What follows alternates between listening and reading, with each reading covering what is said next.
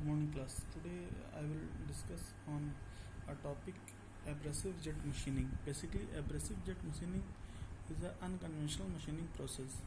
ये क्या है abrasive jet machining? एक unconventional machining process है. मतलब हम पिछले वीडियो में बात किए थे कि अनकन्वेंशनल मशीनिंग प्रोसेस कौन से प्रोसेस होते हैं. अनकन्वेंशनल मशीनिंग प्रोसेस एक टाइम बीइंग फंक्शन होते हैं. मतलब मान लिया वो पहले जो इस्तेमाल नहीं होते थे जो मशीनिंग प्रोसेस और आज की डेट में उसका इस्तेमाल हो रहा है, उन प्रोसेस को अनकन्वेंशनल मशीनिंग प्रोसेस कहते हैं. और जिन प्रोसेस का इस्तेमाल पहले भी होता था और आज भी होता है एक टाइम बीइंग फंक्शन के रूप में, अगर देखा जाए एक सर्टेन टाइम के पहले भी और उस सर्टेन टाइम के बाद भी अगर उस प्रोसेस का इस्तेमाल होता है तो उस तरीके के प्रोसेस को हम बोलते हैं कन्वेंशनल मशीनिंग प्रोसेस. मतलब ऐसे प्रोसेस जिसका इस्तेमाल सर्टेन टाइम से पहले नहीं होता था और आज होता है, तो ऐसे प्रोसेस को हम लोग अनकन्वेंशनल मशीनिंग प्रोसेस बोलते हैं. ऐसे प्रोसेस की ज़रूरत क्यों पड़ी? क्यों हम नॉन ट्रेडिशनल, चाहे अनकन्वेंशनल कहिए चाहे नॉन ट्रेडिशनल कहिए, बात एक ही है. नॉन ट्रेडिशनल मशीनिंग प्रोसेस या अनकन्वेंशनल मशीनिंग प्रोसेस की ज़रूरत क्यों पड़ी, इसके पीछे हम लोग पिछले वीडियो में बात कर चुके हैं कि क्यों ज़रूरत पड़ी. तो बेसिकली हम इसको इस तरीके से कह सकते हैं कि कन्वेंशनल जो मशीनिंग प्रोसेस है वो microscopic chip formation by shear deformation के मेथड पे काम करता है. इसका एक कैरेक्टरिस्टिक्स पहला ये है. दूसरा, material removal takes place due to the application of cutting force. तीसरा है, cutting tool is harder than the work piece at room temperature as well as under machining condition. तो बेसिकली ये कंस्ट्रेंट एक fix कर दे रहा है conventional machining process. कौन सा कंस्ट्रेंट? कि मटेरियल रिमूवल के लिए टूल का वर्कपीस से कांटेक्ट होना ज़रूरी है, पहला. दूसरा कंस्ट्रेंट क्या है? कि टूल हार्डर होना चाहिए वर्कपीस से. लेकिन अगर मान लिया डे बाय डे आप देख रहे हैं कि नए नए मटेरियल्स का डेवलपमेंट हो रहा है, वर्कपीस मटेरियल का डेवलपमेंट हो रहा है. अब नए नए वर्कपीस मटेरियल का डेवलपमेंट अगर हो रहा है तो उन वर्कपीस के ऊपर भी फर्दर हमको मशीनिंग करनी होगी.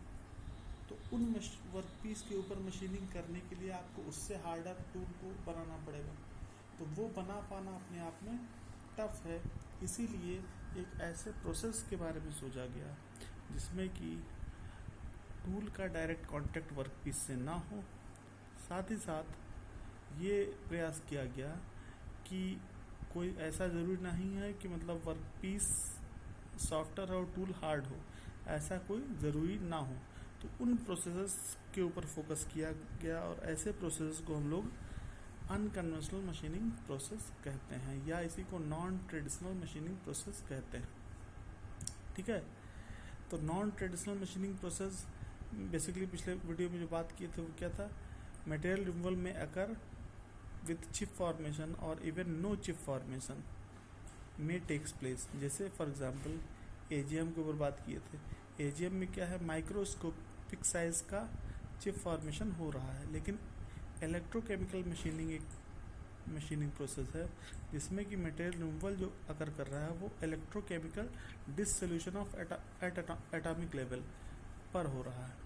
तो इसका मतलब वहाँ पे कोई ज़रूरी नहीं है कि चिप के फॉर्म में मटेरियल रिमूव हो, है ना, जैसे ईसीएम के अंदर आपको देखने को मिल रहा है.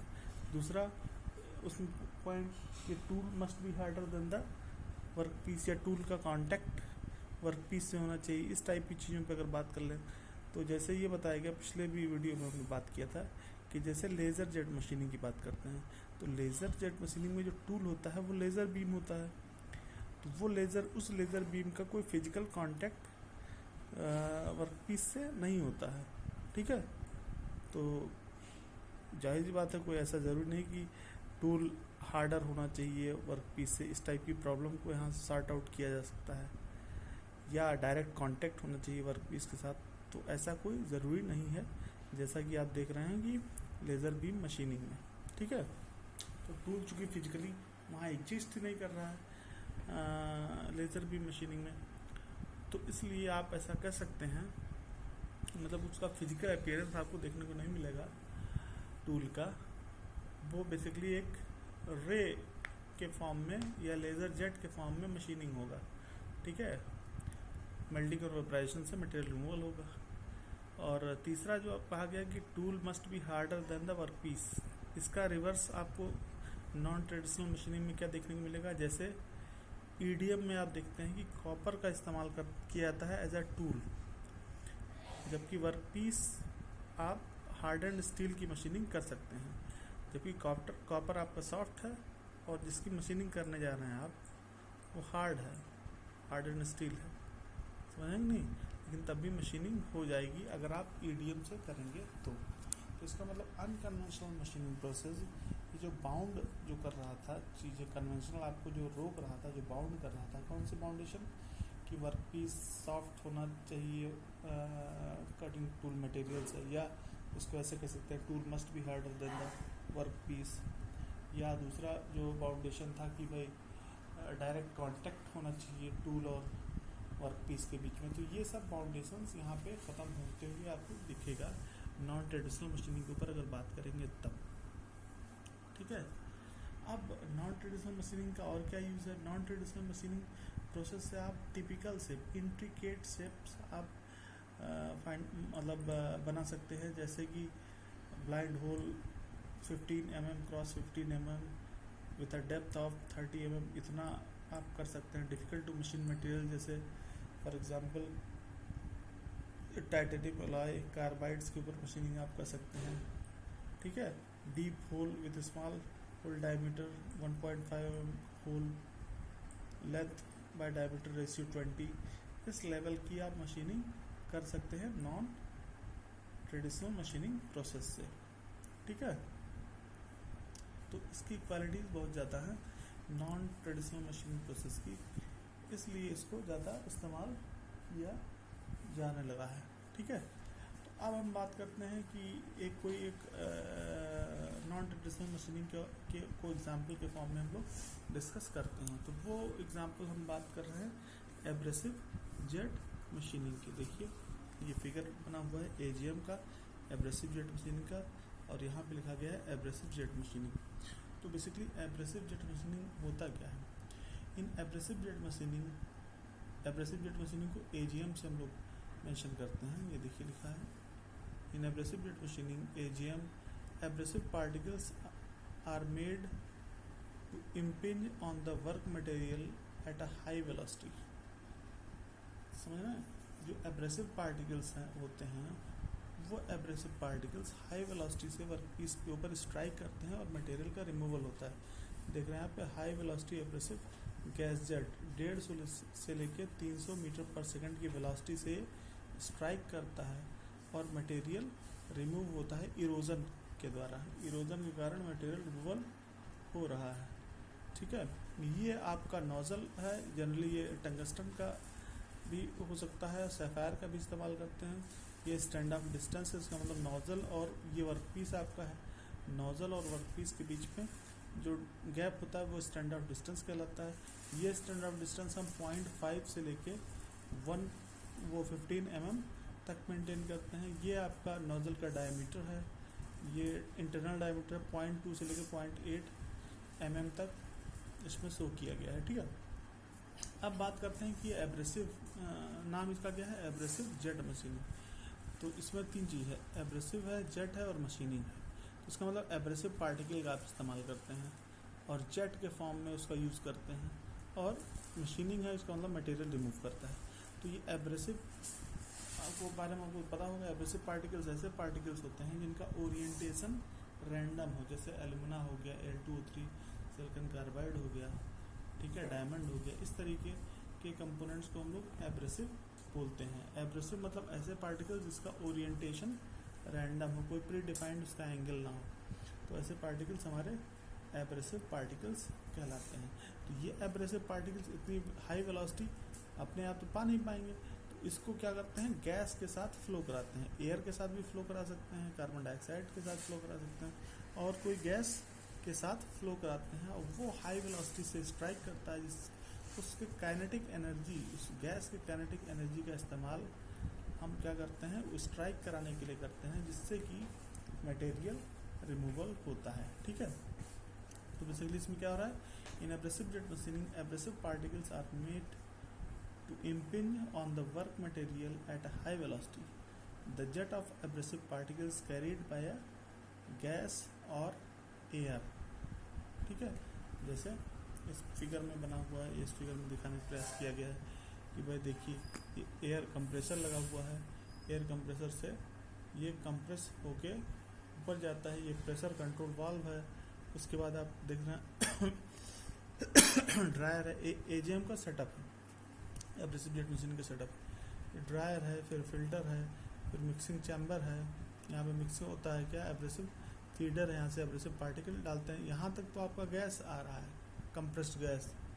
ठीक है, उसके बाद ये मिक्सिंग चैम्बर है, ये क्या इलेक्ट्रोमैग्नेटिक शेकर है, ये इसे वाइब्रेट करता है, इससे मिक्सिंग हो जाता है। उसके बाद abrasive mixed with a carrier gas, वो मिक्स होके इसके अंदर से आता है। ये आपका नोजल है, ये वर्कपीस है, और ये एग्जॉस्ट सिस्टम है, जिससे कि मटेरियल रिमूवल हो रहा है। ये आपका इलेक्ट्रोमैग्नेटिक ऑन ऑफ वाल्व। ठीक है, इस तरीके का सेटअप है एब्रेसिव जेट मशीनिंग का। ठीक है, तो बेसिकली पहले हम इसको बाद में भी डिस्कस करेंगे, पहले हम लोग इस फिगर के ऊपर बात कर लेते हैं। ठीक है, तो इसमें बेसिकली हमने क्या कहा कि the jet of abrasive particles carried by carrier gas और एयर। मतलब आपको एब्रेसिव पार्टिकल को मूव कराने के लिए कोई ना कोई कैरियर गैस की ज़रूरत पड़ेगी या एयर की ज़रूरत पड़ेगी। ठीक है, the high velocity stream of abrasive is generated by converting the pressure energy of the carrier gas और air to its kinetic energy and hence high velocity jet. ठीक है, तो जो काइनेटिक एनर्जी का यूज़ आप करते हैं, उस गैस की काइनेटिक एनर्जी, उस एब्रेसिव पार्टिकल की काइनेटिक एनर्जी, उस मिक्स पार्टिकल की काइनेटिक एनर्जी का इस्तेमाल आप मटेरियल रिमूवल के लिए करते हैं।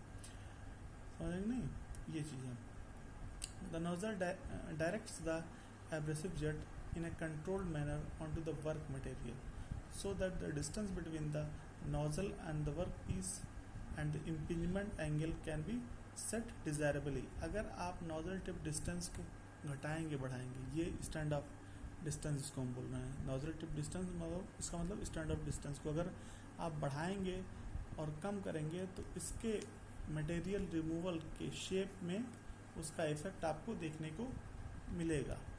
ठीक है, the high velocity abrasive particles remove the material by micro cutting action as well as brittle fracture of the work material. तो बेसिकली ब्रिटल फ्रैक्चर के द्वारा मटेरियल रिमूवल आपको देखने को मिलेगा। ठीक है, क्या कैसे मटेरियल रिमूवल है, ब्रिटल फ्रैक्चर के कारण मटेरियल रिमूव हो रहा है। जो हाई वेलोसिटी जो एब्रेसिव गैस जेट है उसकी वेलोसिटी 150 से लेके 300 मीटर पर सेकेंड वेलोसिटी है। ठीक है, ये बात क्लियर है। ठीक है, in AGM generally abrasive particles of around 50 micrometre grid size, जो एब्रेसिव पार्टिकल का साइज होता है उसको ग्रिड साइज या ग्रेन साइज में हम लोग बोलते हैं। तो 50 माइक्रोमीटर का साइज ग्रिड साइज का एब्रेसिव पार्टिकल होता है। Would impinge on the work material at a velocity of 200 metre पर second from the nozzle of ID internal diameter 0.5 mm with a stand off distance of around 2 mm. The kinetic energy of abrasive particle would be sufficient to provide material removal due to brittle fracture. किसकी वजह से material removal हो रहा है, brittle fracture of the work piece और even micro cutting by the abrasive. ठीक है, इस तरीके से मटेरियल रिमूवल आपको देखने को मिल रहा है। ठीक है, तो बेसिक जो इसका फंक्शन है, बेसिकली हाई वेलोसिटी से एब्रेसिव पार्टिकल को हम लोग पास कराते हैं इस नोजल के थ्रू और वो स्ट्राइक करता है इस वर्क पीस पे, और वर्क पीस पे स्ट्राइक करने से यहाँ पे ब्रिटल फ्रैक्चर होता है जिसकी वजह से मटेरियल रिमूव होता है। तो इसमें जो मेन पॉइंट है वो ये है कि काइनेटिक एनर्जी का इस्तेमाल आप कर रहे हैं स्ट्राइक कराने के लिए एब्रेसिव पार्टिकल को, और वो क्या कर रहा है, ब्रिटल फ्रैक्चर के कारण मटेरियल रिमूवल हो रहा है। ठीक है, अभी हम लोग आगे फिर बाद में नेक्स्ट वीडियो में बात करेंगे कि एजीएम का जो सेटअप है ये कैसे वर्क करता है। एजीएम पे सेटअप कैसे वर्क करता है इसको हम नेक्स्ट वीडियो में बात करेंगे, कैसे ये सेटअप वर्क करता है, कितना आप प्रेशर मेंटेन करते हैं, क्या क्या प्रोसेस पैरामीटर्स हैं, इन सब के ऊपर हम लोग आगे बात करेंगे, ठीक है। लेकिन इतना जान लीजिए कि इसमें जो गैसेस इस्तेमाल की जाती हैं वो कार्बन डाइऑक्साइड इस्तेमाल कर सकते हैं, नाइट्रोजन इस्तेमाल कर सकते हैं, इन टाइप की गैसेस का इस्तेमाल आप एज अ कैरियर गैस के तौर पे कर सकते हैं। और जो प्रेशर आपका होता है वो अराउंड 5 बार का इस्तेमाल करते हैं, ठीक है। कैरियर गैस में जो प्रेशर होता है वो 5 बार के अराउंड इस्तेमाल करते हैं, ठीक है। तो जो एब्रेसिव मटेरियल जो इस्तेमाल कर रहे हैं वो एल्यूमिना इस्तेमाल कर सकते हैं, सिलिकॉन कार्बाइड इस्तेमाल कर सकते हैं, ग्लास बीड इस्तेमाल कर सकते हैं, इसमें जो एब्रेसिव पार्टिकल इस्तेमाल कर रहे हैं। इसका शेप जो होगा एब्रेसिव पार्टिकल का इरेगुलर या स्फेरिकल हो सकता है, उसका साइज 10 से लेकर 50 माइक्रोमीटर तक हो सकता है। मास फ्लो रेट 2 से लेकर 20 ग्राम पर मिनट होता है। जो कैरियर गैस का कंपोजिशन हो सकता है एयर, कार्बन डाइऑक्साइड या नाइट्रोजन हो सकता है। डेंसिटी ऑफ एयर जो है 1.3 kg पर मीटर क्यूब रखते हैं। वेलोसिटी जो उसकी है वो 500 से लेकर 700 मीटर पर सेकंड, तो केवल गैस की बात करना है, वो हो सकता है। प्रेशर 2 से लेकर 10 बार तक हो सकता है। फ्लो रेट जो होता है 5 से लेकर 30 लीटर पर मिनट हो सकता है। एब्रेसिव जेट की वेलोसिटी जो होती है वो 100 से लेकर 300 मीटर पर सेकंड हो सकती है। मिक्सिंग रेशियो जो होता है, मतलब मिक्सिंग रेशियो मतलब क्या, mass of abrasive particle upon mass of gas.